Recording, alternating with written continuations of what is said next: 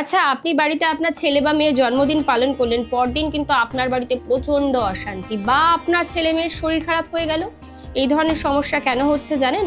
কখন আপনি বাড়িতে কোনো রকম সেলিব্রেট করতে পারবেন না, এটা জানার জন্য এবং এর থেকে মুক্তি পাওয়ার জন্য কিন্তু একটা সুন্দর রেমেডি নিয়ে আমি আপনাদের সামনে এই ভিডিওটা করতে এলাম। দেখতে থাকুন আমার সম্পূর্ণ ভিডিওটা।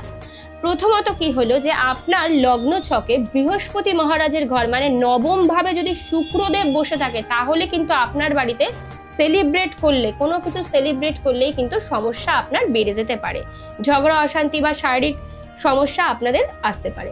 তো আপনাকে কি করতে হবে? প্রথম কথা, সেলিব্রেটটা খুব ছোট করে করতে হবে। কোনো সেলিব্রেশন করতে গেলে ফ্যামিলি মেম্বারকে নিয়ে করতে হবে। আর কি করতে হবে? নিম গাছে আপনাকে টানা 43 দিন জল দান করতে হবে। যদি আপনার জন্ম লগ্ন ছকে বৃহস্পতির ঘরে শুক্রদেব বসে যায়, তাহলে তো আপনি প্রত্যেক বছর করবেন বা মাসে মাসেও এই রেমেডিটা করতে পারেন।